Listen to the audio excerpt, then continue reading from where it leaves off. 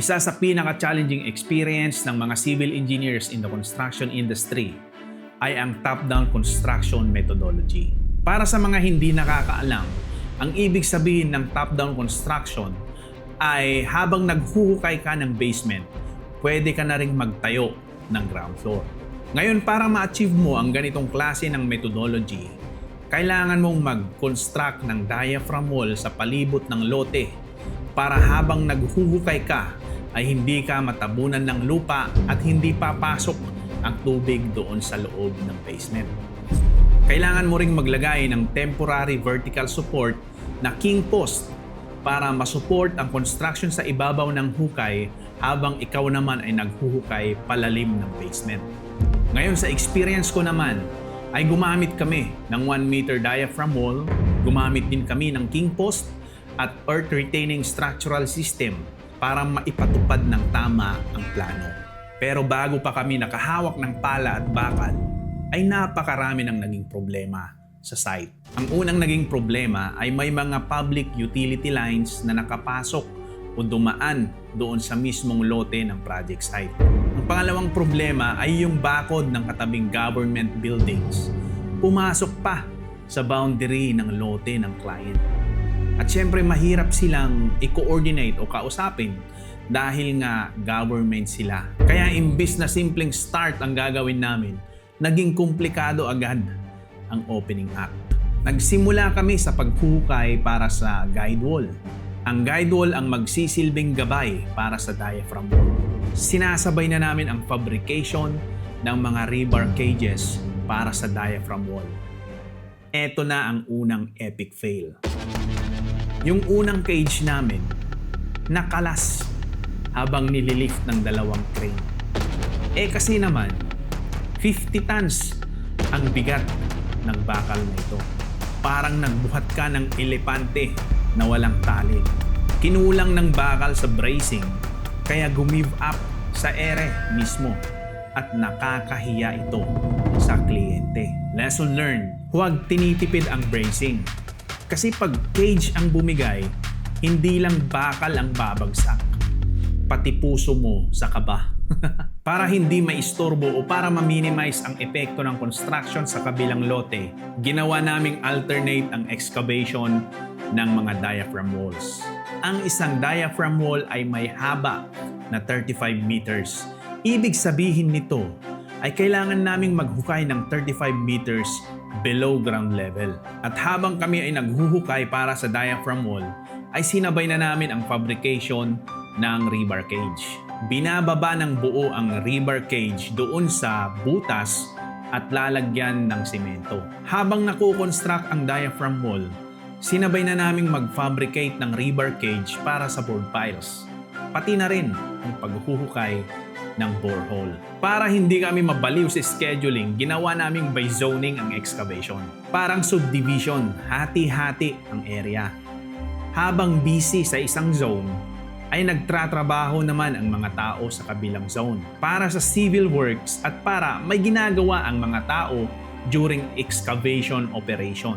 Kasi equipment ang major resources sa excavation works at mababakantihan ang mga tao. Sa methodology na ito ay tuloy-tuloy ang trabaho ng workers. Ang construction guys, parang chess game yan. Isang mali mo lang, checkmate ka agad. Made-delay ang project. Pero ayun na nga, hindi nawawala ang problema. Biglang lumabas ang mga leaks sa diaphragm wall at mga rebar na exposed. Kung sa cellphone may crack screen, dito naman ay may mga butas sa diaphragm wall. At hindi pwedeng baliwalain kasi safety at quality ng trabaho ang nakasalalay dito. Bawat leak, para kaming may sinusundang dripping faucet na hindi natatapos. Nung natapos na ang diaphragm wall at pile sa isang zone, sunod na ang basement excavation. Mula ground floor hanggang sa basement 4. Ginawa namin ito ng paulit-ulit every zone. Palipat-lipat lang ang mga equipments para sa excavation at palipat-lipat din ang mga tao na gagawa ng civil works. Pero habang naghuhukay kami, lumabas ang malalakas na leaks na may high pressure. Yung tipong parang may libreng patubig sa site. Bigla na lang silang lilitaw pag natanggal ang lupa sa tabi ng aming diaphragm wall. Ang behavior kasi ng lupa, pag naghuhukay ka below sa water level, pag nagkaroon ng leak, bababa ang water level sa kabilang lote at sasama ang lupa at magkakaroon ng settlement. Ibig sabihin, may part ng lupa na lulubog kasama ang building. Kaya kailangan ng agarang remedyo at ang budget parang tubig din. Tuloy-tuloy ang agos palabas. Pero habang lumalalim kami, eto na nga. Lumabas na ang kinakatakutang issue. Settlement. Dito na kami nag-jet grouting. Ang jet grouting ay para siyang magic glue ng lupa para hindi gumalaw at hopefully ma-stable ang lupa sa surrounding area. Kasi kung hindi, baka pati sila sumama sa excavation namin. Pero laban lang, bilang isang inhinyero, we find ways na parang BDO. Pagkatapos ng horizontal structures mula sa ground floor hanggang sa basement 4, sinimulan na namin ang vertical structures. Pero sa hindi inaasahang pangyayari, nakalimutan ng mga subcontractors namin na mag-reserve ng butas sa slab para sa pagbuhos ng tank walls.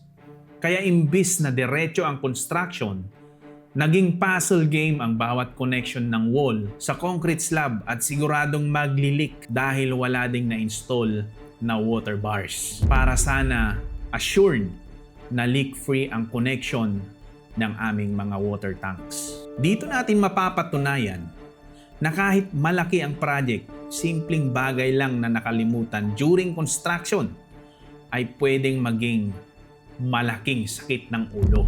At syempre, magsasuffer ang budget ng project. At kung akala mo ay tapos na ang problema, dumating pa ang consultants na may sandamakmak na requirements. At syempre, kasama na rin dito ang mga kapitbahay na naapektuhan during the excavation. Reklamo dito, reklamo doon, ultimo ingay ng construction, reklamo pa. Kung pwede lang sana naming i-mute ang site gaya ng cellphone, ay ginawa na namin. Sa huli ay natapos din ang substructure. Grabe, halos lahat na ng klaseng problema na experience na namin dito.